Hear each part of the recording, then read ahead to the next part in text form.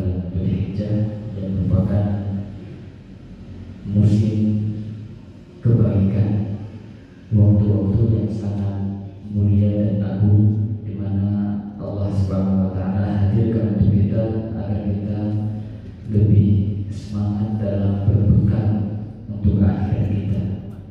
10 hari pertama dari bulan Dzulhijjah merupakan 10 hari terbaik sepanjang zaman, sepanjang tahun, di mana beramal soleh di 10 hari pertama Dzulhijjah itu memiliki keutamaan yang sangat besar. Tapi kita bersabda, "Min ayyamin al-'amal shalihu fiha ahabbu ila Allah min hadhihi al-ayyam ayyam al-'ashr." Tidak ada hari-hari yang mana amal soleh lebih Allah cintai daripada amal soleh yang dikerjakan di bulan lain. Tidak ada hari-hari yang lebih utama untuk beramal soleh dalamnya daripada 10 hari pertama Dzulhijjah. Artinya amal soleh yang kita kerjakan di 10 Dzulhijjah dibandingkan dengan amal soleh di luar 10 Dzulhijjah, maka amal soleh di 10 Dzulhijjah ini, di awal 10 Dzulhijjah, adalah lebih besar pahalanya. Kewajiban-kewajiban yang kita biasa kerjakan di luar 10 hari pertama Dzulhijjah itu tidak sebanding dengan kelipatan pahala yang diraih oleh kita ketika kita beribadah di 10 pertama Dzulhijjah. Maka dengan para sahabat bertanya, "Wal jihadu fi sabilillah?" Apakah jihad juga bisa terkalahkan dengan keutamaan amal di awal Dzulhijjah? Karena bagi sahabat itu jihad fi sabilillah di medan tempur itu terwujud Islam, jadi puncak Islam tertinggi. Saya mereka mendengar bahwa beramal di 10 awal itu bukan luar biasa agungnya. Mereka tanya, apakah juga masih kalah, masih bisa mengalahkan pahala jihad? Dia menjawab, "Wala jihadu fi sabilillah." Iya, jihad pun terkalahkan dengan keutamaan amal di 10 pertama Dzulhijjah. Artinya jihad yang dilakukan di luar bulan Dzulhijjah itu masih kalah dengan amal-amal soleh yang di awal Dzulhijjah. Kecuali saya mengatakan ada satu gambaran jihad yang ini masih lebih unggul daripada amal di awal Dzulhijjah ini. Apa itu? "Illa rajulun kharaja bi nafsihi wa malihi wa lam yarji' min dzalika bi syai'." Kecuali seorang mujahid yang dia keluar dengan juangnya, kemudian raganya dengan bawa dirinya, nyawanya, dan juga hartanya. Walam yarji' bidzalika min syai', dan dia tidak kembali lagi. Artinya apa? Dia syahid di medan juang, maka itu pahala bisa mengalahkan pahala amal soleh di 10 Dzulhijjah pertama. Dan itu sangat luar biasa. Karena mas sekalian, kita hendaknya memperhatikan 10 pertama ini, karena banyak kaum muslimin itu berlalu 10 hari berlalu saja. Beda dengan Allah. Kalau Allah itu gimana persiapannya? Jauh-jauh hari itu udah masya Allah persiapan, ya sampai iklannya pada mana itu persiapan Allah. Ada yang bisnisnya juga diiklankan pada Allah, itu persiapan. Tapi sangat jarang kita mendengar diinformasikan dan akan masuk 10 hari pertama Dzulhijjah yang merupakan hari terbaik. Itu jarang kita dengar. Bahkan sehingga kaum muslim itu melewati dengan biasa saja. Padahal itu luar biasa, luar biasa. Bahkan kata para ulama, 10 hari pertama ini bisa mengalahkan 10 hari terakhir Ramadan. Harinya, siangnya. Walaupun kata ulama kalau malamnya itu lebih baik. 10 hari terakhir Ramadan lebih utama daripada 10 malam pertama Dzulhijjah, karena di Ramadan ada Lailatul Qadar. Anak beriman ini kesempatan kita maksimalkan amal soleh kita bisa berpuasa dari tanggal 1 sampai tanggal 9 kalau mampu, kalau bisa, kalau enggak minimal tanggal 9 yang ditinggalkan puasa tanggal 9 hari Arafah itu dilakukan sebisa mungkin menjadi pahala terampuni dosa 2 tahun setahun yang lalu dan sudah akan datang. Juga perbanyak baca Al-Quran, tilawah Al-Quran, juga banyak berzikir kepada Allah Taala. Nabi mengatakan fakthiru fihinna min tasbih wa tahlil wa takbir. Maka perbanyaklah di 10 hari pertama Dzulhijjah itu bertakbir, tahlil, tahmid. Makanya di prolog mengatakan ada takbir mutlak, ada takbir muqayyad. Apa itu mutlak dan muqayyad? Takbir mutlak itu takbir yang dilakukan kapan saja, di mana saja, di selain waktu sholat. Dan itu berawal sejak masuknya awal Dzulhijjah, berakhir sampai tanggal 13 Dzulhijjah, hari terakhir. Terbenamnya matahari hari ke-13 itu masa berakhirnya takbir mutlak. Jadi dari sekarang, dari kemarin ya, kita sudah ada dianjurkan takbiran ya. Di mana ya? Di rumah kita takbir, dari jalan mau ke masjid takbir, mau ke kantor mau takbir, itu disenangkan. Bahkan disebutkan Ibnu Umar, Abu Hurairah ketika masuk sebulan Dzulhijjah mereka berdua ke pasar. Apa ke pasar? Belanja? Enggak. Apa? Takbir. Allahu Akbar, Allahu Akbar. Pasar gitu. Apa? Orang pasar dengar. Artinya apa? Ikutan takbir sehingga pasar itu menggema takbir. Dan begitu mereka mengisi 10 hari pertama Dzulhijjah dengan memperbanyak takbir. Itu namanya takbir mutlak. Di mana saja silakan ya. Di kantor kita, di jalan ngantri takbir aja. Yang kedua ada takbir muqayyad. Ini takbir yang dilakukan setelah selesai salat fardu. Dan ini berawal dari tanggal 9 Dzulhijjah setelah subuh. Dari hari tanggal 9 Dzulhijjah sejak selesai salat subuh, maka di situ baru berlaku takbir muqayyad. Jadi subuh, zuhur, asar, maghrib, isya sampai kapan? Sampai asar hari 13 Dzulhijjah, tasyrik terakhir. Itu baru berakhir takbir muqayyad. Ya, ini bagi imam atau siapa saja kita punya keadaan sholat tidak berjamaah mungkin karena ada udur takbir. Itu bagian dari sunnah Nabi Sallallahu Alaihi Wasallam. Jadi sebatas pengingat saja bagi semuanya, karena kita sekarang sudah masuk ke hari ke-2 Dzulhijjah ya, sampai hari berlalu saja tanpa ada amal sholat yang kita tingkatkan. Maka kalau kita bermusbat buat target, maka usahakan pun di 10 hari pertama ini ada targetnya. Tilawahnya berapa juz misalnya, zikirnya berapa banyak, mungkin kita ada dengan harta infaknya berapa banyak, itu gunakan waktu mulia ini untuk berbanyak amal. Semoga Allah Ta'ala mudah kita semuanya untuk itu. Amin ya rabbal alamin. Jawabanullah, insyaallah kita lanjutkan pada hari ini pembahasan hadis baik. Sekarang masukin hadis yang kedua. Wa sallallahu ta'ala an Umar radhiyallahu anhu aidan qala بينما نحن عند رسول الله صلى الله عليه وسلم ذات يوم اطلع علينا رجل شديد بياض الثياب شديد سواد الشعر لا يرى عليه اثر السفر ولا يعرف من احد حتى جلس للنبي صلى الله عليه وسلم فسند ركبتيه الى ركبتيه ووضع كفيه على فخذيه وقال يا محمد اخبرني عن الاسلام. فقال رسول الله صلى الله عليه وسلم الاسلام ان تشهد ان لا اله الا الله وان محمدا رسول الله وتقيم الصلاه وتؤتي الزكاه وتصوم رمضان وتحج البيت ان استطعت اليه سبيلا. قال صدقت. قال فعجبنا له يساله ويصدقه. قال فاخبرني عن الايمان. قال ان تؤمن بالله وملائكته وكتبه ورسله واليوم الاخر وتؤمن بالقدر الخير والشر. قال صدقت. قال فأخبرني عن الإحسان. قال أن تعبد الله كأنك تراه فإن لم تكن تراه فإنه يراك. قال فأخبرني عن الساعة. قال ما المسؤول عنها بأعلم من السائل. قال فأخبرني عن أمارتها. قال أن تلد الأمة ربتها وأن ترى الحفاة العراة العانة رعاء الشاء يتطاولون في البنيان. قال ثم انطلق فلبثت مليا ثم قال لي يا عمر أتدري من السائل؟ قلت الله ورسوله أعلم. قال فإنه جبريل آتاكم يعلمكم دينكم. رواه Muslim. Hadis yang kedua ini adalah hadis yang sangat agung. Bahkan Ini hadis disebut dengan Ummus Sunnah, induknya hadis.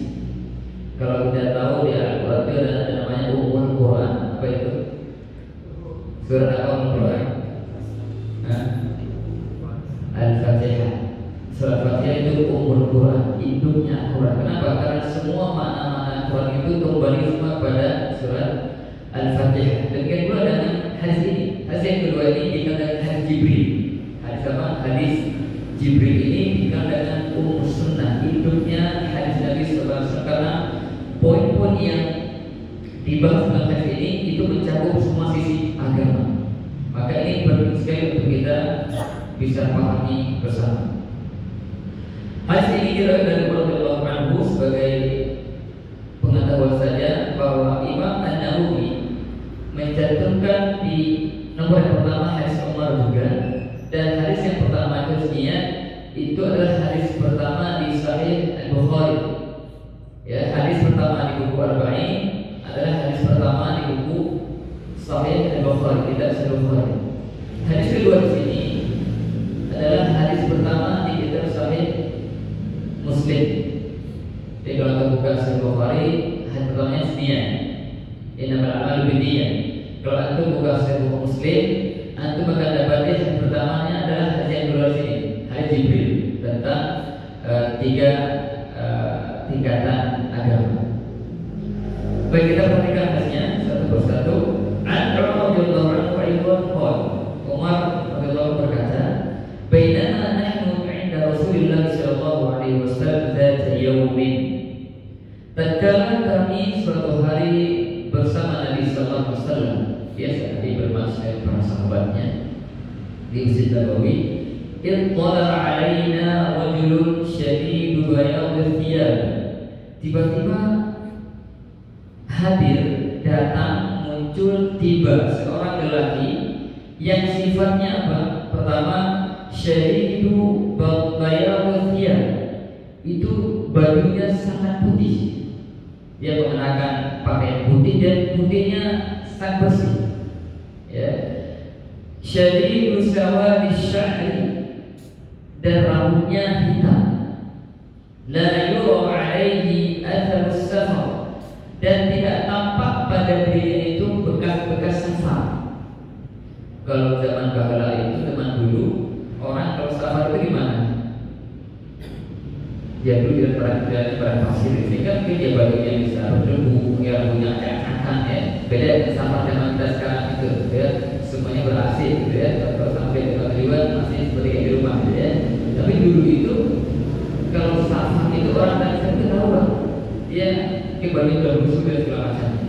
Ini kata Umar tahu, tidak tampak pada diri orang ini bekas-bekas safarnya. Ada bajunya masih putih sekali, rambutnya hitam. Wala ya'rifuhu minna ahadun. Anehnya kami tidak ada yang mengenalnya. Berarti apa ini? Bukan orang asli kota Madinah. Kalau orang yang biasa jamaah di Masjid Nabawi kan pada kenal, oh si fulan ini. Tapi ini bukan si fulan, gak ada yang kenal. Yang dulu masalahnya dia itu kalau kita lihat orang safar, gak ada bekas safar di dirinya. Ini kan satu bayangan, siapa sebenarnya? Siapa gerakan ini? Datang dan pakaiannya Masya Allah putih, rambutnya hitam, tidak tampak pada dirinya bekas safar, tapi dia gak ada yang kenal karena bukan orang asli. Siapa sebenarnya? Siapa sebenarnya? Jibril as-Salaam, malaikat Jibril. Di akhir disebutkan ya, hada Jibril atakum yu'alikum bilakum. Ini Jibril.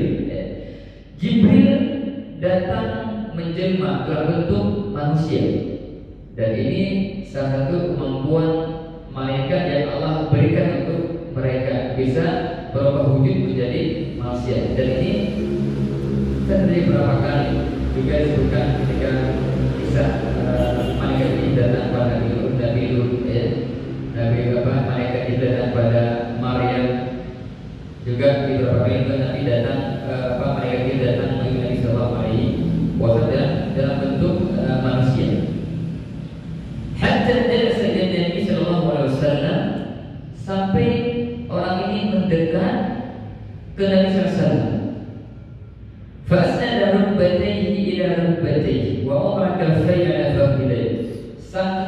mendekatnya itu lututnya bertemu.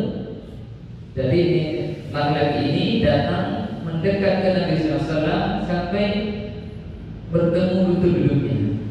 Saya duduk begini, lutut saya begini dan Nabi jadi bertemu lutut. Dan meletakkan tangannya di atas pahanya. Ada yang mengatakan tangannya di atas paha Nabi, lutut Nabi, ada yang mengatakan di atas pahanya sendiri. Ya, ada dua pendapat. Intinya apa?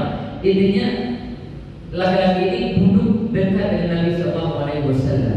Dan ini kata para ulama, antara ada seorang ibu itu untuk duduk dekat dengan guru, dengan pengajar.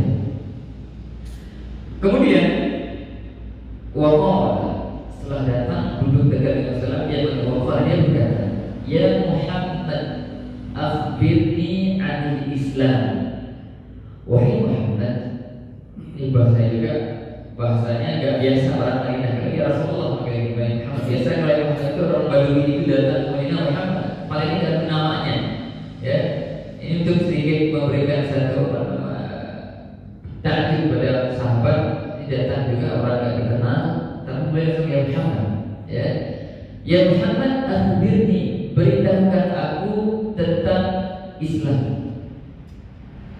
Kata Allah, maksudnya tentang rukun Islam. Akhbirni al-Islam. Faqala Rasulullah SAW, al-Islamu an tashhada an la ilaha illallah wa anna Muhammadar Rasulullah. Islam itu engkau bersaksi bahwa tiada ilah, tiada Tuhan yang berhak disembah kecuali Allah, dan kau bersaksi bahwa Muhammad sallallahu alaihi wasallam Rasulullah, utusan Allah.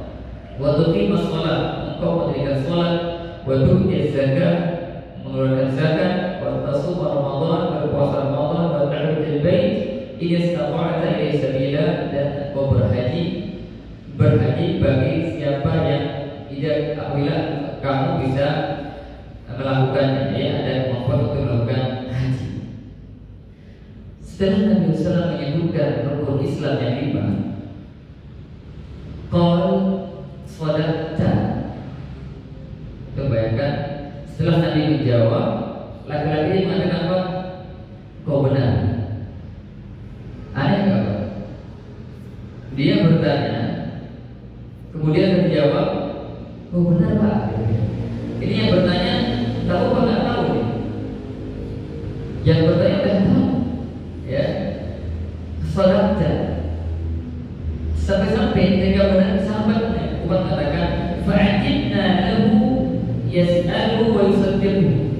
Kami agak heran nih orang nanya lalu membenarkan jawabannya, seakan-akan dia tahu. Ini kan aneh, nggak biasanya. Biasanya orang bertanya itu nggak tahu, ingin tahu, dikasih tahu oleh guru atau syekh atau ustaz.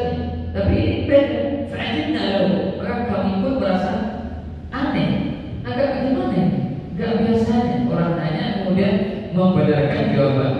Lucu gak Pak? Ada murid yang bersyariah syekh, kata-kata benar saya betul soal itu, kan gak lucu sekali gitu ya. Tapi ini luar biasa. Sampai sahabat pun merasa aneh dengan sikap laki-laki tersebut. Jadi Nabi SAW menjawab tentang Islam dengan rukun Islam. Saya singkat, bersaksi an-tashhada, engkau bersaksi bahwa tiada ilah yang berhak disembah kecuali Allah, artinya kita meyakini dan bersaksi hanya Allah yang berhak diibadahi. Dan kita pun bersaksi meyakini bahwa Muhammad itu SAW Rasul Allah, utusan Allah. Itu makna kata dari syahadatain. Jadi barang siapa yang telah mengatakan la ilaha illallah, maka konsekuensinya apa? Dia hanya beribadah kepada Allah saja. Tidak boleh sedikit pun mempersembahkan ibadahnya kepada selain Allah. Maka sungguh sangat miris ketika banyak dari kaum muslim yang tiap hari mengulang la ilaha illallah, tapi sering datang kepada kuburan kita, ke wali fulan, atau mendatangi dukun. Itu semuanya berbahaya bagi la ilaha illallah. Kenapa? Karena la ilaha illallah artinya kita mempersembahkan ibadah itu, doa, mandarnya, semua ibadah itu kepada Allah. Begitu. Ya, tidak boleh untuk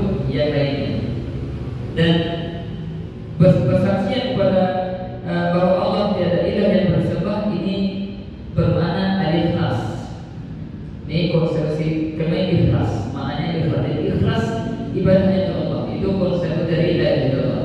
Muhammad Rasulullah artinya apa? Kita meyakini beliau adalah utusan Allah Subhanahu wa taala, sehingga kita wajib mengikuti segala tuntunannya. Sebutkan para ulama, kandungan syahadat Muhammad Rasulullah ada 4. Yang pertama, tasdiquhu fi ma akhbar, membenarkan semua yang beliau khabarkan dari kabar-kabar gaib, baik kabar yang terdahulu maupun yang akan datang. Semua yang beliau khabarkan kita wajib imani. Nabi pernah mengabarkan tentang misalnya zaman dahulu ada kejadian A, B, C, D, kita yakini. Beliau khabarkan nanti di akhir zaman jadi A, B, C dan seterusnya, kita imani. Kenapa? Karena beliau utusan Allah mengabarkan sesuatu yang datang dari Allah, maka kita wajib yakini. Yang kedua, ta'atuhu fi ma amara, mentaati setiap perintahnya. Nabi perintahkan A, kita ikuti. Apa perintah Nabi? Kita ikuti. Yang ketiga, wajinabu ma naha anhu wa zajar, meninggalkan segala yang beliau larang. Nabi dan A, B, C dan seterusnya, maka kita ikuti, jangan lakukan itu. Itu bentuk kesempurnaan syahadah kita Muhammad Rasulullah. Yang terakhir, tidak beribadah kecuali sesuai dengan tuntunan Nabi SAW. Ini 4 konsekuensi dari syahadat persaksian kita Muhammad adalah utusan Allah.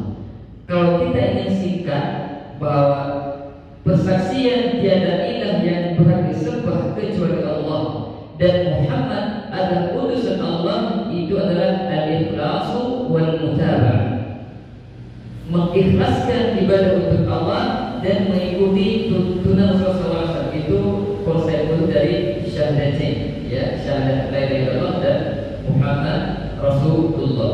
Dan kalimat ini merupakan pintu gerbang masuk Islam. Artinya jika ada orang kafir yang ingin masuk Islam, maka dengan dia bersyahadat ini dia telah menjadi orang Islam. Jadi kalau ada kafir itu gampang, Pak, saya masuk Islam, katanya. Gimana caranya? Jangan aneh-aneh, ya. Sampai Bapak cukup mengucapkan 2 kali syahadat. Apa itu? Ada. Setelah itu baru nanti disampaikan kewajiban berikutnya. Kalau ada syahadatnya, berarti Bapak akan ada kewajiban sholat, adakan wudhunya, dan seterusnya. Jadi jangan sampai langsung Islam itu dipermudah. Sampaikan sederhana, maksud Islam itu gampang. Cukup bersyahadat, bersaksi tiada Tuhan yang berhak disembah Allah dan mengakui Muhammad Rasulullah, itu sudah masuk Islam. Selanjutnya baru disampaikan hal-hal lainnya. Kemudian waktu ini sholat, sholat yang maksudnya sholat fardu. Dari sholat yang menjadi rukun Islam itu sholat fardu, sholat 5 waktu. Itu rukun Islam. Dan hukum sholat fardu ini kita sudah sangat tahu. Fardu ain, ya. Fardu ain itu ijma' ulama. Bahkan orang yang mengingkari tentang wajibnya sholat fardu itu kafir. Itu ijma' ulama. Ya, ada orang yang mengatakan kenapa sholat mas? Sholat itu nggak wajib. Itu bahaya. Bisa kafir, dan kafirnya ulama sepakat. Hanya saja para ulama bilang bagaimana orang Muslim dia meyakini sholat itu wajib, yakin dia tahu wajib, tapi dia nggak mau sholat. Kenapa? Ya malas ya, sibuk ya, sisanya nggak mau sholat. Di sini bilang ulama, ada yang mengatakan dia kafir, ada yang mengatakan dia fasik. Artinya bahwa ini bahaya sekali. Masalah sholat bukan masalah sepele, ya. Jangankan nggak sama sekali itu dosa itu lebih besar daripada berjudi, berzina, membunuh dan seterusnya. Dikatakan Allah. Jadi bukan hal yang sepele. Walaupun di tengah masyarakat itu orang nggak sholat biasa nggak? Biasa aja. Tapi kalau ada kasus pencurian, ramai itu mungkin cuma di sekampung ramai. Orang tak sholat, nyata biasanya kita bukan dosa, padahal itu lebih besar dari dosa mencuri itu. Cuma itu karena kita nggak ngerti, kau tidak paham bahwa masalah sholat masalah yang sangat penting, sehingga orang nggak sholat dianggapnya biasa-biasa, bahaya. Makanya harus kita tuh berikan pesan pada keluarga kita, pada kita, semampu kita, bahwa jangan sampai kita remehkan perkara sholat. Waktu dia zakat, mengeluarkan zakat mal, ya, zakat yang ini pasti zakat ya, bagi yang punya harta berlebih yang mencapai nisab, atau misalnya zakat ada hewan ternak, sapi, kambing, unta dan misalnya, itu perlu kita belajar tentang fikih zakat. Kemudian berpuasa Ramadan, yang terakhir kelima berhaji ke Baitullah bagi yang mampu. Ini rukun Islam. Baik, kita lanjutkan. Setelah laki-laki itu mengatakan shadaqta, engkau benar, beliau melanjutkan, fa'akhbirni anil iman, kabarkan kepadaku tentang iman. Qal an tu'mina billahi wa malaikatihi wa kutubihi wa rusulihi wal yawmil akhir wa tu'mina bil qadari khairihi wa syarrihi. Qala shadaqta, lagi-lagi mengatakan engkau benar. Ketika Nabi tentang iman, dia menjadi rukun iman yang 6. Pertama apa? An-tu'mina billah, engkau beriman kepada Allah Subhanahu wa taala. Dan ini rukun iman yang paling dasar. Artinya apa? Semua rukun setelahnya itu dibangun di atas rukun yang pertama. Maka dikatakan iman kepada Allah, kemudian iman kepada malaikat Allah, kitab Allah, Rasul Allah, hari akhir dan qadar. Di semua keimanan itu semua dikaitkan dengan iman kepada Allah Subhanahu wa taala. Dan itu iman yang pondasinya kepada Allah. Dan iman kepada Allah ini mencakup 4 unsur. Seorang itu dikatakan iman kepada Allah itu benar dan sah imannya jika mengandung 4 unsur. Yang pertama, iman biwujudillah. Dia mengimani bahwa Allah itu ada. Kalau ada orang yang tidak meyakini keberadaan Allah, maka bukan muslim. Dia orang ateis namanya, mulhid dalam bahasa Arabnya. Yang kedua, dia mengimani bahwa Allah Rabb, alam semesta, Allah yang mengatur, Allah yang menciptakan, Allah yang menghidupkan, Allah yang berrezeki. Ini terkait dengan perbuatan Allah. Kita meyakini bahwa Allah memiliki perbuatan-perbuatan af'al yaitu khusus bagi Allah. Allah lah yang menciptakan, Allah lah yang menghidupkan, Allah yang mengatur alam semesta. Kita meyakini ini bagian dari iman kepada Allah. Yang ketiga, kita beriman kepada Allah, artinya kita meyakini bahwa Allah lah satu-satunya zat yang berhak diibadahi. Hal yang ini, semua yang disembah selain Allah itu batil. Seorang muslim harus meyakini hanya Allah saja yang berhak disembah. Ini mana yang kadang-kadang yang yang keempat, unsur iman kepada Allah itu adalah beriman, meyakini bahwa Allah memiliki nama-nama dan nama-nama yang husna dan sifat-sifatnya yang mulia. Allah punya nama yang sempurna dan sifatnya yang hakiki, yang tidak sedikit pun menyerupai manusia. Mungkin namanya bisa ada Allah mendengar. Manusia mendengar enggak? Mendengar. Dalam nama mungkin sama, tapi hakikatnya berbeda. Allah Maha mendengar segalanya, sekecil apapun suaranya, apapun Allah dengar. Tapi manusia ada keterbatasan. Dia hanya mampu mendengar jika suaranya seukuran dengan volume sekian-sekian. Kalau sudah terlalu besar pun telinganya akan bisa berbahaya. Artinya manusia itu memiliki keterbatasan, tapi Allah maha sempurna. Maka ini unsur iman kepada Allah 4. Beriman kepada wujudnya Allah, beriman kepada rububiyah Allah, beriman kepada uluhiyah Allah, beriman kepada nama-nama dan sifat Allah Subhanahu wa ta'ala. Yang kedua, wa malaikatihi, rukun yang kedua beriman pada malaikat-malaikatnya. Dan malaikat adalah makhluk Allah yang sangat agung yang terciptakan dari cahaya. Ya, keimanan kita pada malaikat di antaranya mencakup sama. Kita meyakini malaikat itu ada, tercipta dari cahaya. Diameter itu, ya. Yang kedua, kita yakini akan nama-nama mereka yang Allah sebutkan dalam Al-Quran dan Nabi sampaikan sunnah. Kita Isra disebut nama Jibril, Mikail, ya, Malakul Maut, Munkar Nakir. Pokoknya setiap nama malaikat yang disebutkan wajib kita yakini secara rinci sesuai namanya. Yang ketiga, di antara kandungan iman kita kepada malaikat adalah meyakini, mengimani tentang tugas-tugas malaikat.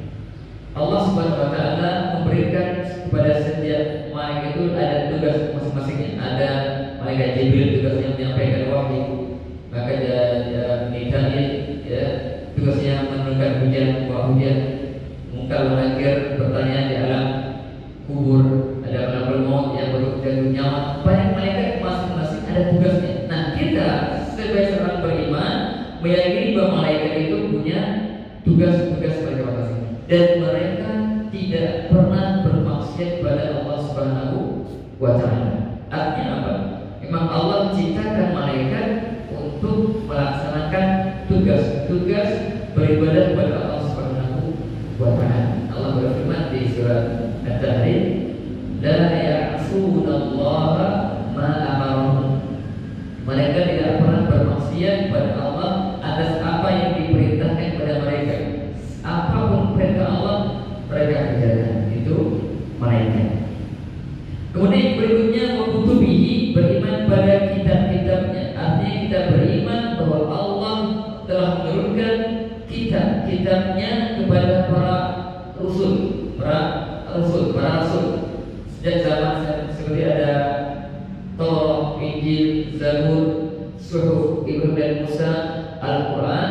Ini semua kitab ini wajib kita imani adanya. Maksudnya apa?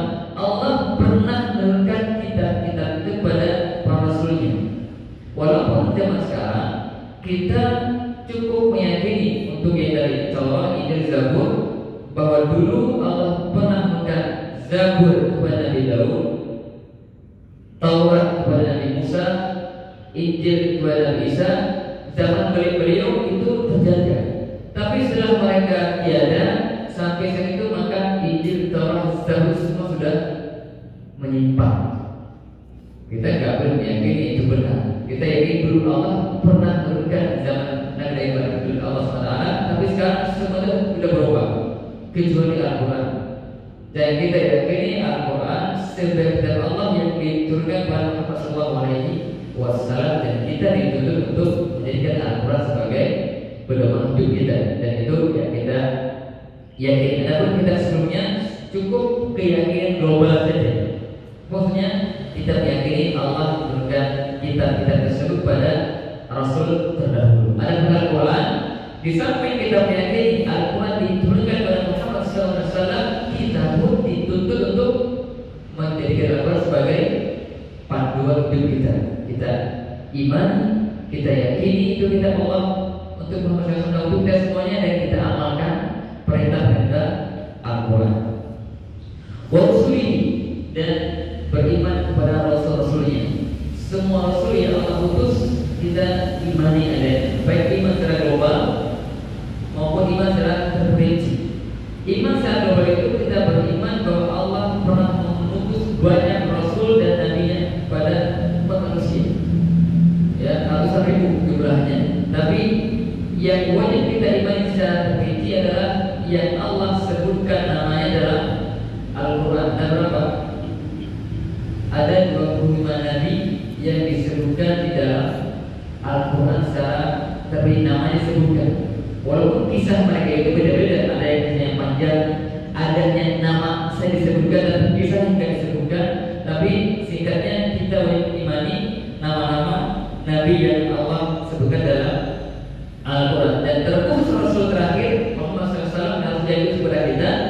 kita meyakininya dan juga mengikuti setiap tuntunannya.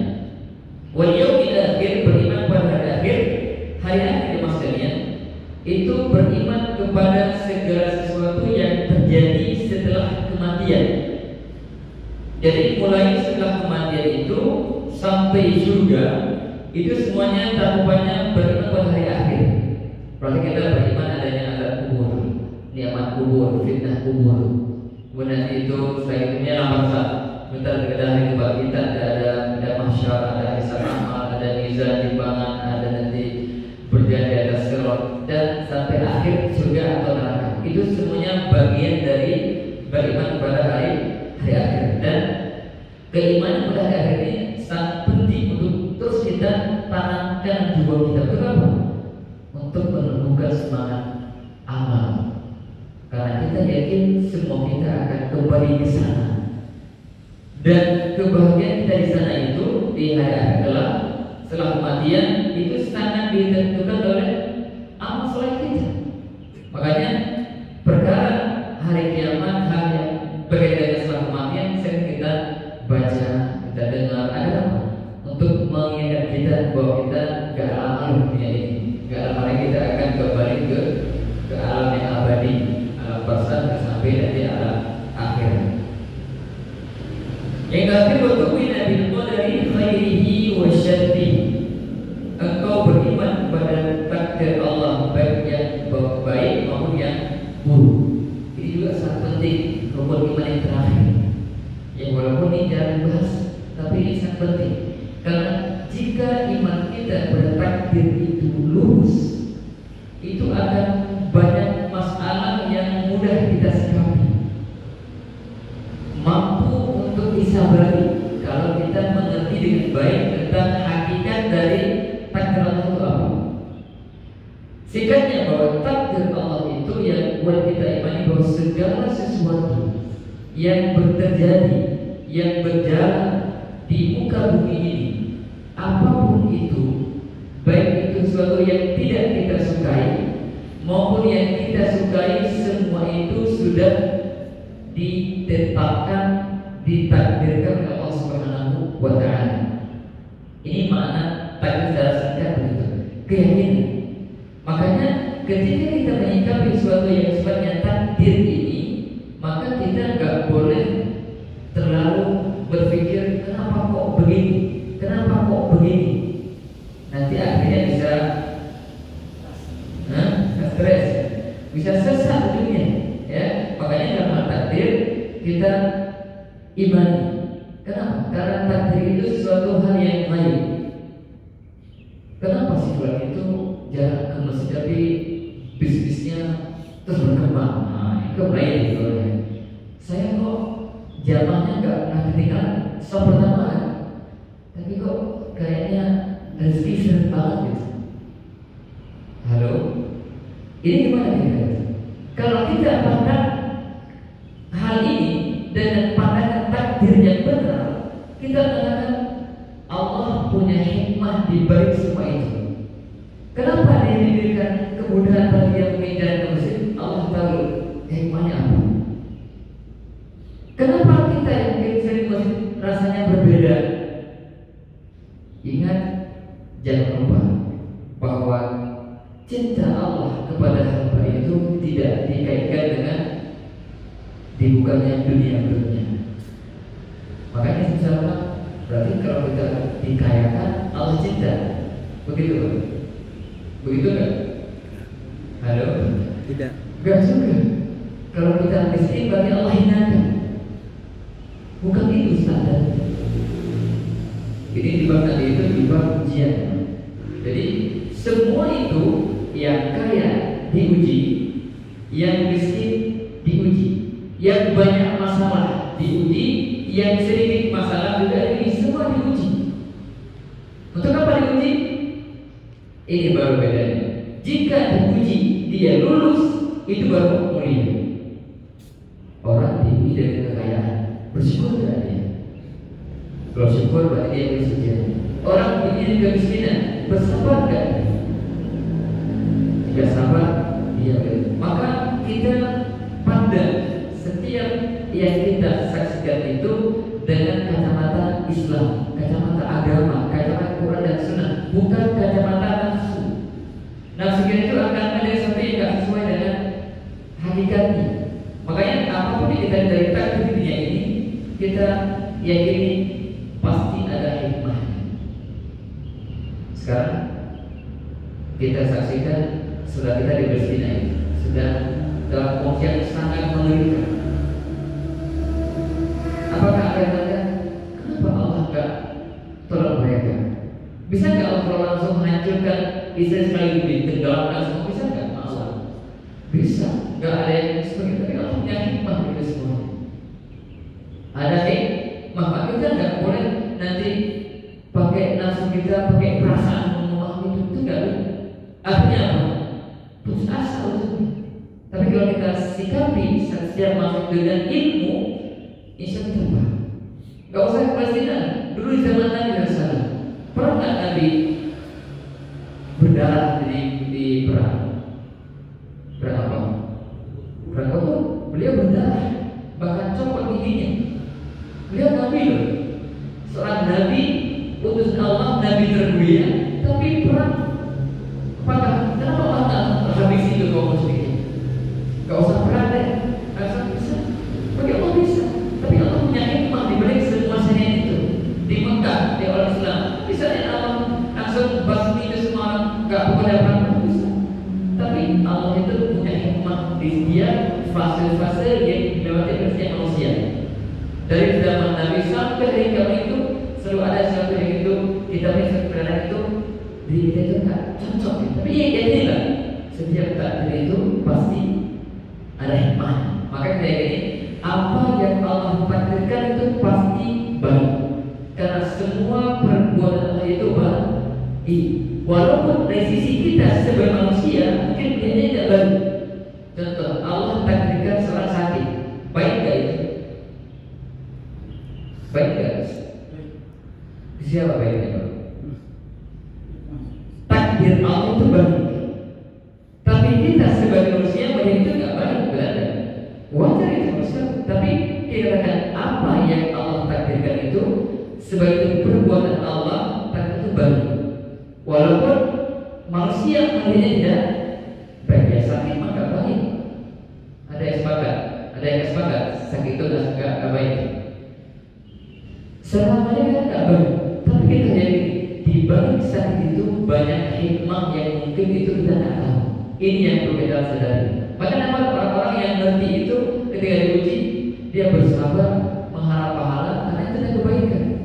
Karena sebagai Tuhan itu bahwa tidaklah sesuatu yang Allah takdirkan kepada hamba-Nya melainkan untuk kebaikan. Seorang muslim itu setiap yang dia dapatkan itu ada hikmah yang baik untuk dia. Walaupun terkadang kita ini tidak menjangkaunya. Makanya ada ayat di mana itu wallahu ya'lamu wa antum la ta'lamun. Allah Maha tahu mana yang terbaik, sedangkan kalian tidak tahu. Kita hari ini apa yang terjadi ke depan kita nggak bisa memastikan itu. Kita hanya bisa berharap, tapi Allah tahu.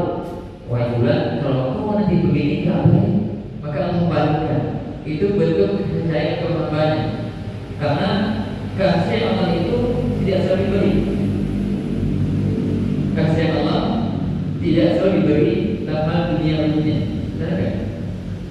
Kalau kita dalam manusia, apakah bentuk sayang kita kepada anak kita berikan apa yang kita oleh anak?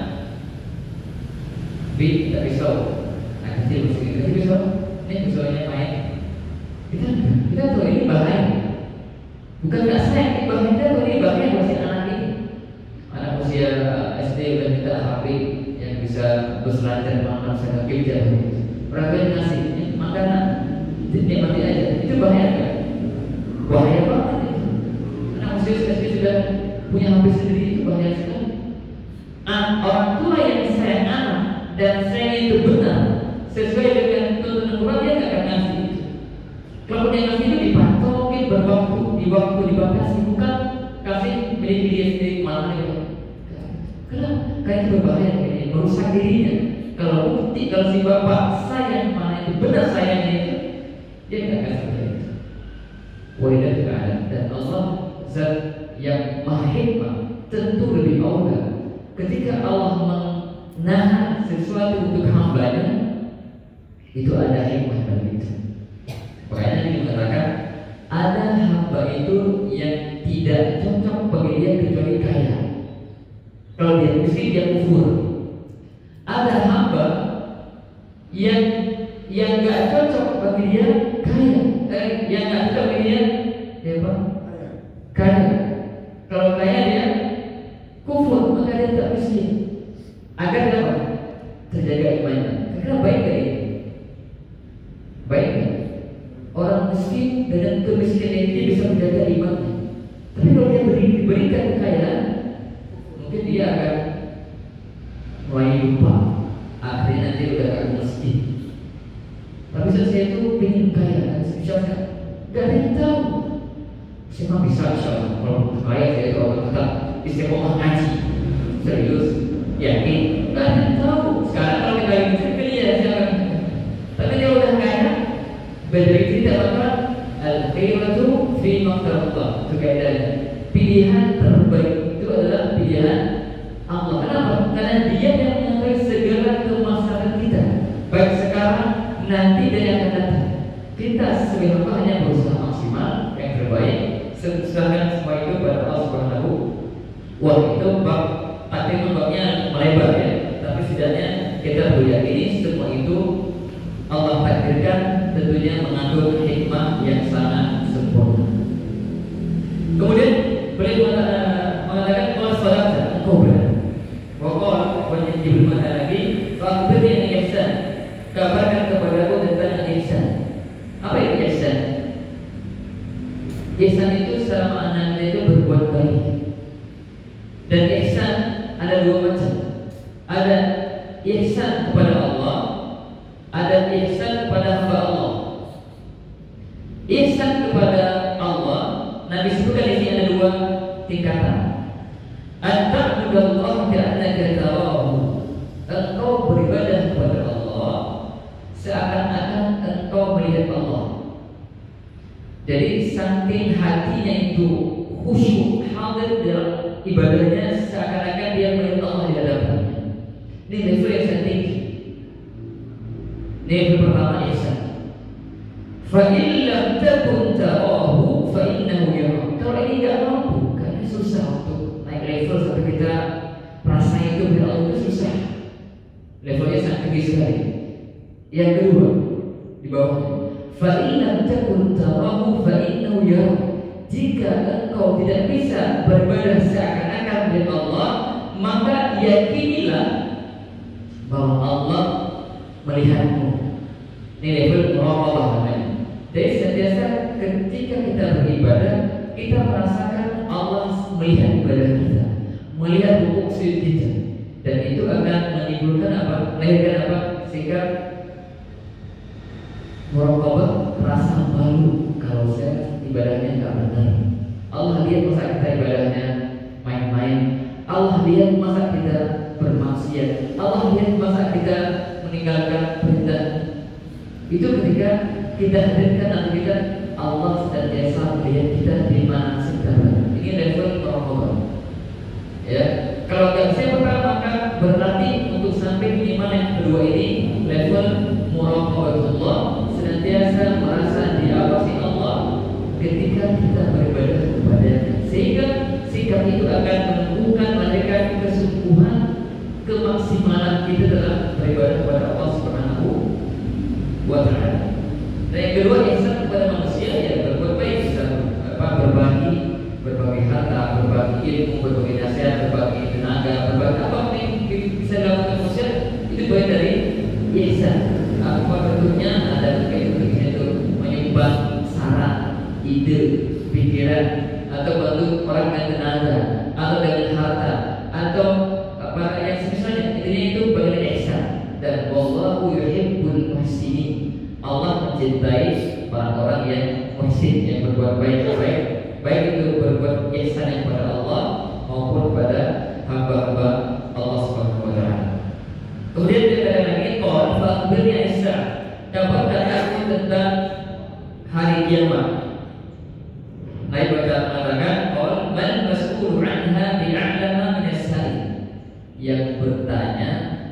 yang ditanya tidak lebih tahu daripada yang bertanya.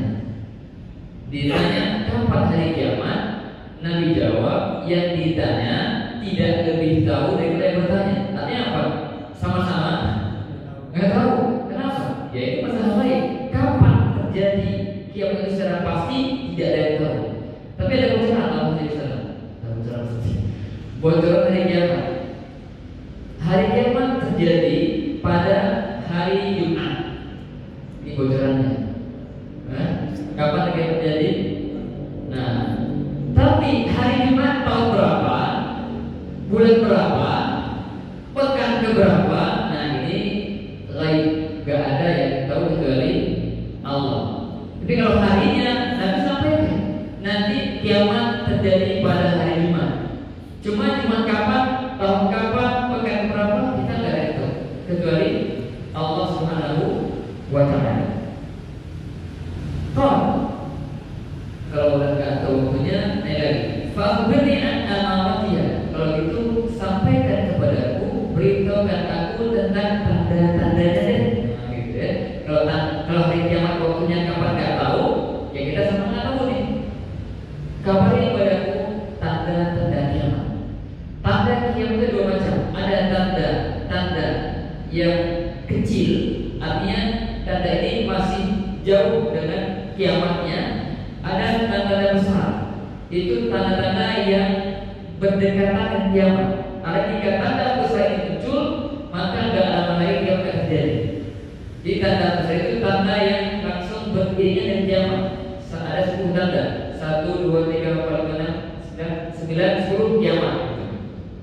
Itu ada 10 tanda. Itu bisa dibagi video yang berbeda. Intinya Jibril bertanya tentang tanda kiamat. Dan di sini Nabi SAW menyebutkan 2 tanda kiamat kecil. 2 tanda kecil ya. Apa itu? Dia mengatakan antalidal amatu rabbataha. Budak melahirkan majikannya. Ketika budak melahirkan majikan, maksudnya apa ya?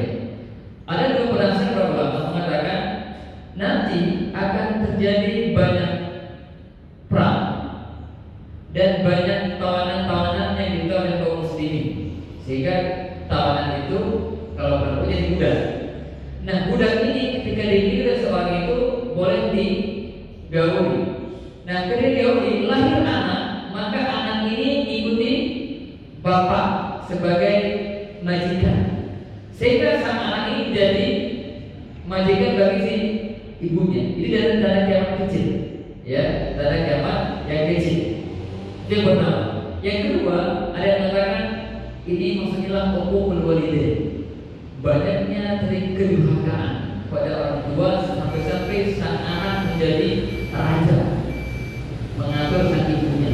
Ini sakit dasarnya terjadi durhaka pada kedua orang tua. Itu tanda yang pertama. Dan yang kedua yang disebutkan wattal kufat al-'awat al-'adata riya asy-syai' yatawwal fil bunyan. Engkau melihat ada orang yang tidak beralas kaki, telanjang, mereka fakir, pengembala kambing, yatawwal mereka berpegang-pegang untuk membangun bangunan yang tinggi. Ini maksudnya apa? Maksudnya orang-orang yang miskin, yang mereka tidak punya sendal, yang berpakaian kebutuhan mereka, bahkan mereka mungkin kerjanya bisa di gunung-gunung malah kambing. Nah kata beliau bahwa suatu zaman nanti mereka akan kaya, dibukakan dunia untuk mereka sehingga mereka berlomba-lomba meninggikan bangunan yang tinggi-tinggi. Dan ini kata ulama sudah terjadi, saat ini terjadi. Dan mengatakan dulu zaman pahala di Arab sana itu orang-orang Arab itu belum gak seperti sekarang. Sekarang mereka mengembalakan banyak. Sekarang itu masya Allah di Arab itu dilihat di mana itu bangunan tinggi. Itu bagian dari tanda kiamat kecil, ya. Kemudian qala summa intalaqa falam yusmaliya. Kemudian Umar mengatakan, kemudian orang tadi itu yang bertanya berangkat pergi. Ini selesai bertanya, kemudian sampai ini berangkat pergi. Falam yusmaliya, berapa waktu Nabi naik pada saya, ya Umar, wahai Umar, tahu nggak? Tahukah Anda siapa yang bertanya? Tadi mereka jawab juga, ini laki-laki, bajunya putih, rambutnya hitam, nggak kelihatan bekas safarnya, yang juga, tapi dia bukan orang Madinah. Umar mengatakan, Allahu wa Rasuluhu, Allah dan Rasulnya tahu. Jadi Umar tak tahu siapa sebenarnya orangnya. Ya, dia mengatakan, "Qala fa innahu Jibril." Sebenarnya itu tadi dia bertanya itu Jibril. Ataku yu'allimukum dinakum. Beliau datang, Jibril datang untuk mengajarkan tentang perkara agama kalian. Jadi 3 poin itu perkara agama secara global mendasar. Ada rukun Islam, iman, ihsan. Dan itu perkara agama yang sangat dasar yang harus kita ketahui sebagai seorang muslim. Intinya bahwa faedah-faedah yang bisa kita petik cepat saja.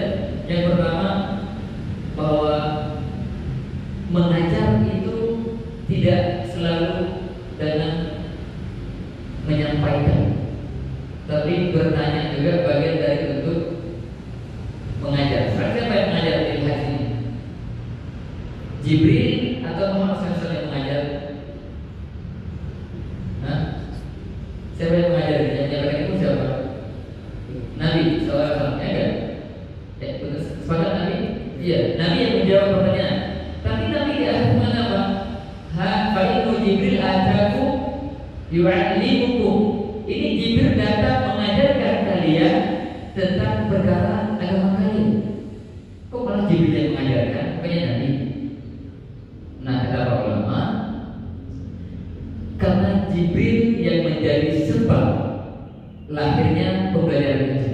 Soal itu bisa melahirkan pembelajaran, sehingga dikaitkan bahwa sejatinya kalau Jibril nggak nanya, ada nggak hasilnya?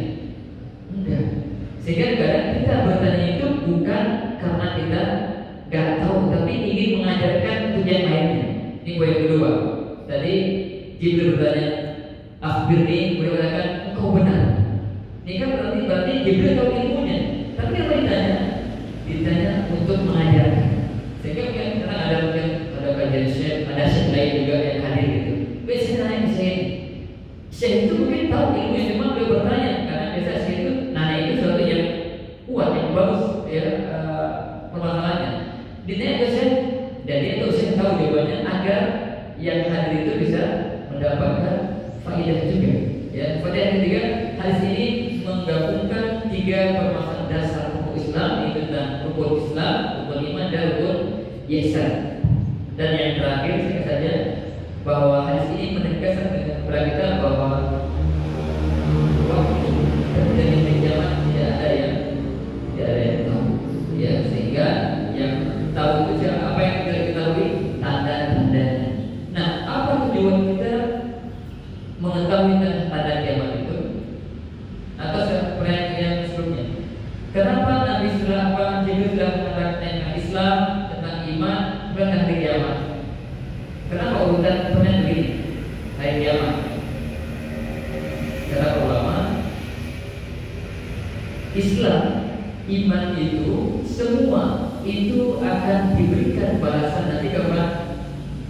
Pada hari kiamat.